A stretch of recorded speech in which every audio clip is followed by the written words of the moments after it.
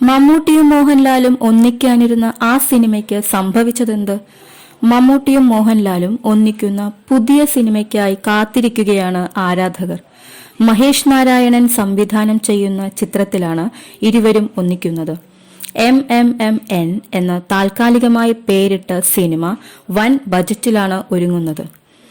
MT Vasudevan നായരുടെ തിരക്കഥയിൽ മോഹൻലാലിനെയും മമ്മൂട്ടിയെയും പ്രധാന വേഷങ്ങളിൽ ആലോചിച്ച ഒരു സിനിമയെക്കുറിച്ച് സംവിധായകൻ സിബി മലയിൽ പണ്ടൊരു അഭിമുഖത്തിൽ വെളിപ്പെടുത്തിയതാണ് ഇപ്പോൾ വീണ്ടും ചർച്ചയാകുന്നത്.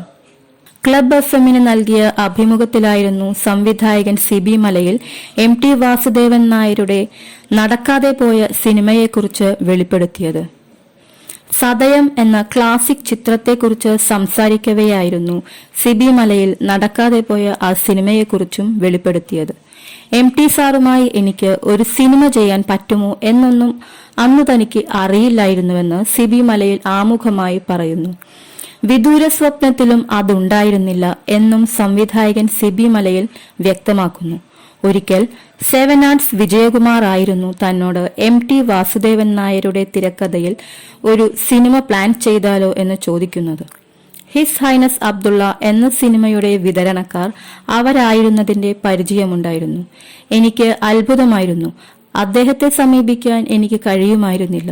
വിജയകുമാർ MTയോട് ഒരു തിരക്കഥ ചോദിക്കാമെന്ന് വ്യക്തമാക്കി. ജൂലിയർ സീസർ ചെയ്യാം എന്ന് MT പറയുകയും ചെയ്തു. മമ്മൂട്ടിയെയും മോഹൻലാലിനെയും വെച്ച് ഒരു സിനിമ ചെയ്യാം എന്നായിരുന്നു ആലോചന. അത് എന്റെ കയ്യിലൊതുങ്ങുന്ന സിനിമയാണെന്ന് തോന്നിയിരുന്നില്ല. എന്നാലും MTയും വിജയകുമാറും ഒന്നിച്ചുള്ളതിനാൽ സിനിമയുമായി കുറച്ചു മുന്നോട്ടുപോയി. ലൊക്കേഷനൊക്കെ കാണാൻ പോയി. മൈസൂർ കൊട്ടാരമൊക്കെ ഞങ്ങൾ സന്ദർശിച്ചു. കാസ്റ്റിംഗ് ആയപ്പോൾ വലിയ ബജറ്റ് സിനിമയായി. മലയാളത്തിൽ അന്ന് അത്ര ബജറ്റുള്ള സിനിമ എടുക്കാൻ പറ്റില്ലായിരുന്നു. മാർക്കറ്റ് ഉണ്ടായിരുന്നില്ല. അങ്ങനെ അത് വേണ്ടെന്ന് വെച്ചു. MT സാറിനൊപ്പം എന്റെ ഒരു സിനിമ എന്ന സ്വപ്നം ഇനി യാഥാർത്ഥ്യമാകില്ല എന്ന് ഞാൻ വിചാരിച്ചു. അപ്പോഴാണ് ശത്രു എന്ന കഥ സിനിമയാക്കിയാലോ എന്ന് എന്നോട് MT വാസുദേവൻ നായർ സർ ചോദിക്കുന്നത്. അതാണ് സതയം സിനിമയായി മാറിയത്. സതയം പ്രയത്നമെടുത്ത് ചെയ്ത ഒരു സിനിമയാണെന്നും സിബി മലയിൽ ആ അഭിമുഖത്തിൽ തന്നെ വ്യക്തമാക്കുന്നു.